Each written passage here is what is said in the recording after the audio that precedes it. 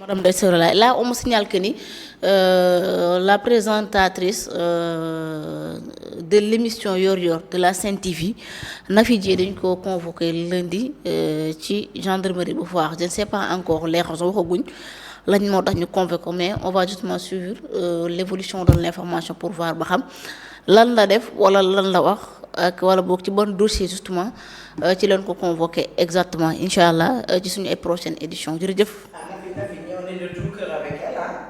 xëy nañ ko convoqué lundi. waaw lundi bien sûr après tabaski na fi enjoyal sa tabaski de. bul tiit bul ragal. fii xoolal góor ñi rek la ñuy convoqué. enjoyal sa tabaski bu say mbokk tiit. bu say doom tiit nee na lii du dara. métier bi ak loolu ñoo ànd même bu du woon état bi nekk fi wala leneen. problème day am ci biir tey mën nga maa wax ma ne danga maa diffamé en tant que citoyenne sénégalaise ma porte la plainte. tabaski sa tabaski sañsel la nga ñëw teg say perruque defar ba mu baax posé say weñ. bu la kenn stress. bu lëndee nga solo ba rafet dem wuy ci lu dul yàlla neen la te yow ki nga àndal a jara àndal muy Bougane Gueye Dany bul tiit bul ragal ñun ñëpp a ngi sa ginnaaw tabaski sa tabaski bu mu la teree lekk bu mu la teree naan bu mu teree say mbokk tax bu mu tax say mbokk tiit bul ragal mais tey bu fi kenn jiñ kenn déstabiliser nit bu fi kenn jiñ kenn naa yor yor bi ni koy defee ni mu neexee mën nañ ko convoquer parce que peut-être ku nekkoon ci biir émission bi moo wax dara loolu yëpp mën na nekk parce que des fois ki présente émission bi bu problème amee dañuy wax ne moom la mais enjoyal sa tabaski ba mu neex demal ci say tey récupérer say ñëw ànd ak say doom booy amee sa jëkkër nga def ba mu baax lakk say yàpp di lekk di way bul stress de na fi yow laay waxal bul stress li ba wax dëgg la bu mu stress enjoyal tabaski ba mu neex wan say doom ne lii ak métier bi ñoo yem wax sa yaay wax say papa wax ñëpp bu leen di toog di lijjanti ji naan wuy dañ ma convoqué lu dul yàlla neen la lu jógewul ci yàlla neen la bul tiit non bu mu tiit de xam nga nit ki nga bëgg koo convoqué ñuy tabaski nga ne danga koy convoqué di ko yëgal bu mu tiit parce que am yoo xam ne dañuy gaaw a tiit te fekk defoo dara saaga woo fenoo dañ lay seetaan di la béggee di béggee ci sa yor yor bi dafa neex bay bëgg a dee waaw exactement lan moo nekk principale cause mais waaw waaw tout à fait. c'est pas chaque jour dafay nekk convocation lu bon wala je sais pas moi. tout à fait voilà ça va. est-ce que sax Diomaye bëgg koo jox benn poste. ah. mais Nafi est-ce que du Diomaye dafa wax ñu convoqué la pour jox la benn poste. mais bon pour décompresser quoi mais relax voilà fais ta fête tranquillement voilà. il faut être relax ne te prends pas la tête par rapport à ça. luy ñëw la lundi yàggatul et puis voilà. waaw incha allah yàlla baax na. te nag bu fekkee ne tabaski jiwul. su nekk dëkk ba ngay tabaski jiwul mënoo tabaski ñëwaat lundi. di la doy waar. loolu yëpp dañ ko war a non convocation moom foo jaar di nga ñëw moom. non mais xoolal bu nekkee nekkoo fi nag. waaw. bu nekkee nekkoo fi nag. waaw tout à fait. ça c'est le saisi. non peut-être comme ni ñu ko waxee mën na doon benn affaire privée le concernant quand même mais. ak lu ci mën a doon tamit waaw bien sûr ak lu ci mën a doon aussi bon dinañ suivre dans l'évolution de l'information pour xool ba xam moo tax ñu jàpp ko merci beaucoup madame Ndeye Sow merci mbokk internet on se donne rendez-vous à 15h30. maa ngi tàggu Sonko doomu ndeyu ñaka sekk le corbeau perché sur un arbre perché. merci beaucoup on se donne rendez-vous 15h30 avec Sarr du Sénégal d'Allemagne. bu ñu ko mënee tegal tamit ñu gisandoo ko ak mbokk internet yi vraiment ça fera l'affaire déjà ma jëmbali wax mooy que Ousmane Sonko day préparer benn coup d'état bu ginnaaw bu ñu ko installé biir assemblée nationale 26 mai mu war a nekk suba ndax ñoom moom lañ koy installé dina voter benn loi ci diggante bi loolu nag la muy def mooy que la mise en accusation du président Bassirou Diomaye Faye pour haute trahison sur ce aussi mu ni day daal di surtout proclamer li nga xam ne moo daal nekk président de la République wala institutionnel. coup d'état institutionnel bien sûr loolu la war a doon mu war a nekk li nga xamante ni moom moo ne président de la République par intérim alors déjà Madiambal njëkkoon na fi def ay sorte di wax ni Ousmane Sonko dafa bëgg a def coup d'état am ay mbir yu mu joxoon le général Birame di ba président jot na ci tey bu dikkaatee encore waxaat lii nii lan la ñu mën a jàpp wala lu ñu mën a dégg ci li nga xam ne moo nekk révélation yam Madiambal def na ko encore une fois. xam nga Madiambal moom. wax dëgg yàlla bi ñuy jëlee nguur gi ba tey lim ñuy wax ci ñoom liñ ciy ñàkk gis tuuti lay doon. loolu moom.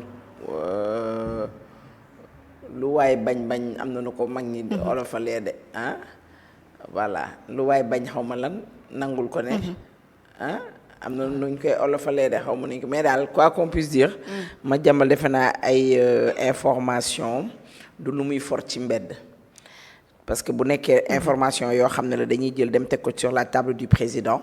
Je pense que ce sont pas des paroles en l'air. Ah ouais. Voilà barki démb ba ñuy réunion wax nañu ne ña ngay réunion mi ngi waaj a am. Armement yi marché yi nga xam ne ci armée bi la bokk. Ndeye Khady génn na dëggal ko même bu dul ay arme nee na du arme mais am jot am na fa marché ak ainsi de suite. beaucoup de choses yoo xam ne yi muy wax dañ koy dégg te aussi boo gisee doxalin bi xaw ma coup d'état institutionnel la xaw ma coup d'état constitutionnel mais lu ëpp la daal. parce que lépp loo xam ne forcing la rek coup d'état la. Ah oui. lépp loo xam ne ci tord la main de la personne pour def ko rek coup d'état la. mais est-ce que Sénégal war nañu nangu ay coup d'état di am bëgg a jàpp suñu ay loi di ko salfaañe politique heure bu ñu ndikkee bëgg a def seen bopp des tailleurs de la République. xam nga am yoo xam ne bu ñu la ko waxee doo koy weddi. da nga ciy bàyyi xel. doone amut. doone am na. parce que dañoo gis benn Ousmane Sonko boo xam ne dafa xaritoo ak ñi nga xam ne coup d'état mooy seen yëf. nga gis stylam mooy rayante xeex jàpp naa la jàppoo ma bàyyi ma dàgg sant xeex xuloo kooku dafa mel ni dafa bëgg yooyu dafa bëgg ay defante bàyyi naa jàppal jàppuma ainsi de suite. On a vu quand il a pris le pouvoir quand ils ont pris le pouvoir mu dem seeti ji waa les putschistes. ñoom la defoon xarit ñoom la àndal ñoom la wane ñun man faale ma nitu jàmm yi man yéen laa bëgg a àndal yéen laay fréquenter. Je pense que c'est quelque chose qui est dans son ADN qu'il veut réveiller dafa bëgg am lu mu yee ci moom wala am lu mu découvrir. bëgg na fi bàyyi way daal. xam nga day am ñoo xam dañuy bëgg bàyyi way mais bëgguñu jàmm daal. mais way day nekk way bu rafet quand même. waaw mais non pour moom loolu way la. parce que xam nga tey bu ñu amee benn tubaab bu koy jay bind benn livre ne def ko boole ci les gens plus puissants au monde. C'est ne pas connaître l'histoire de Ousmane Sonko. C'est ne pas connaître que ce gars-là n'est rien du tout. mais il est puissant aussi loolu di nga ko nag. non xam na li mu am ci politique Sénégal néewaan ma am politique bu am aussi. démb damay wax ak sama benn xarit mu ne ma. neexul ba neex waaye Ousmane moom réew mi Ousmane moom lii Ousmane moom laa li Ousmane Sonko di def boo ko defee toll fi mu toll moom. la mu def ba yegg si fii. yow boo ko defee yegg fa mu yegg man su ma ko defee keneen ak keneen mais doo ko def doomu jullit la doo fen doo topp say intérêt. jarul la ay bakkan am na wala amul. man mii jaraluma ay bakkan man duma fen gisuma lu ma ko jaral ci àdduna duma tiim askanu lëmb wala ab population lëmb di leen fen ba jël réew ni mu def ba jël réew mi nañu bàyyi di ko jay Ousmane Sonko ni mu def ba jël réew mi ku ko def jël réew. non Ousmane li mu def diggante 2020 2021 egsi ba nii wala 2020 mais ku ko def jël réew. Ousmane tamit te Ousmane Sonko nit ñi dañ naan 2020 2021 Ousmane Sonko depuis qu'il est Ousmane Sonko il ne raconte que les balivernes loolu ñëpp ko xamal. mu am nag ñu mu convaincre ci loolu muy wax parce que aussi am na Sénégalais yoo xam ne dañ naan nit mënta def yenn yi. c'est impossible nit mënta fen yenn fen yi nit mënta bon yenn bon yi nit mënta yéene yi automatiquement dañ koy daal di gëm parce que loolu la ñuy am ci seen bopp ci seen xalaat mais fi mu jaar ba yegg si fii ku fa jaar yegg si fi mais nag yar yi ñoo dul benn juddu yi duñu benn. ku fa jaar tamit takk ban. oui ma amul takk ban li fi mu jaar rek la ngay jaar na nga mën a fen mën a nettali mën a wax lu dul dëgg mën a victimiser wu mën a yàq der.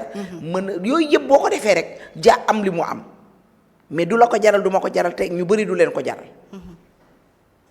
fa mu jaar ba yegg si fii doo fa jaar ñaanoo ko yàlla. li tax nag mu am ñu ko gëm parce que ils se disent dans leur tête. que nit mënta nekk ay fen mënta nekk ay nax c'est ça que les gens se disent. nit mënta bëgg accéder au pouvoir. bëgg jaar fii yàgg naa ko wax je l'ai dit va aller voir mes émissions de 2000 j'ai dit que Ousmane Sonko est le seul leader politique qui va accéder au pouvoir wala qui veut accéder au pouvoir di jaar ci kaw ay cadavres boobu ñoom jëlaguñu réew mi. Pour être maire Ousmane Sonko est passé sur des cadavres. Pour jël maire. Pour être député il est passé sur des cadavres. Pour nekk président encore une fois il est passé sans retenue sans c'est-à-dire sans c'est que. li mu def man du ma ko def pour doon li mu doon.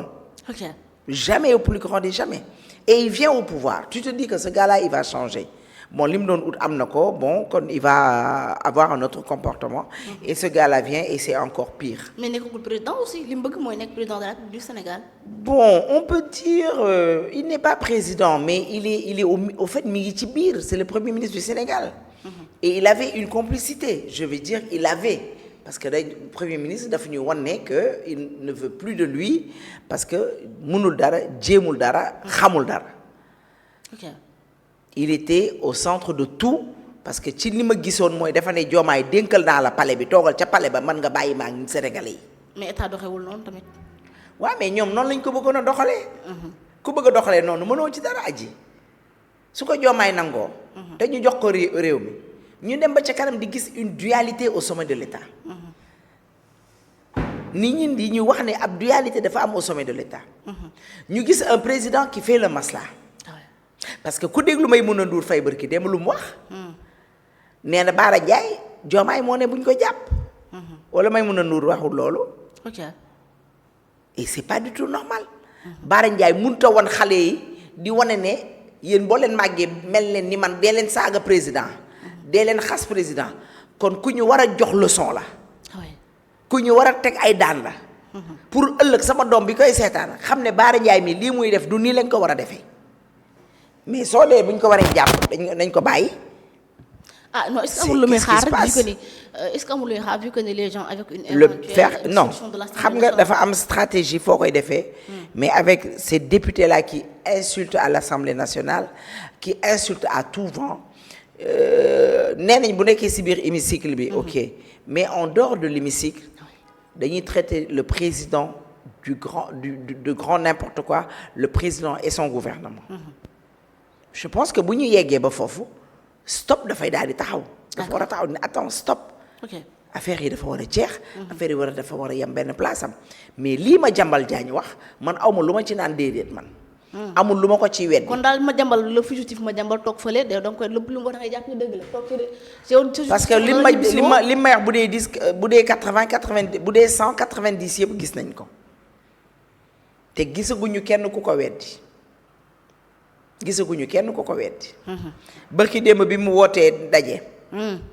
après dañoo génn di mbal ak Sénégalais ak journalistes yi comme dañ leen a yàpp. naan waaw dañoo woote rek. ñëpp ñëw réunion rek cité kër góor gi ñëpp ñëw. mais s'il y avait pas une urgence. Ousmane Sonko habite au Petit Palais. pourquoi faire la réunion là-bas pourquoi siiwal ko. pourquoi ñëpp yëg ko ñoom ñoo ko annoncé moo tax journalistes yi dem fa. mais il montre aux Sénégalais yéen a ngi ñëw di daw si ñëw Pastef am na bayre Pastef am na lii. mais ma jàmbal la mu wax ba tey kenn ci ñoom weddiwu ko. non. la ma jàmbal wax. jusqu'à présent ci foofu. ñu ne dañoo convoqué parce que le gars de Ndiaga Seck et mën na nekk tey bu nekkoon ñoom nangu nañ ne affaire Ndiaga Seck c'est logique. Ousmane Sonko depuis 38 ans mi ngi ànd ak Ndiaga Seck c'est son ami depuis très longtemps. takkal na ko jabar et tout le cas de Ndiaga dinañ ci ñëw à part mais dama bëgg ñu taxaw biir assemblée ak la fa nar a xew justement beaucoup de gens évoquent benn crise institutionnelle mais la démission de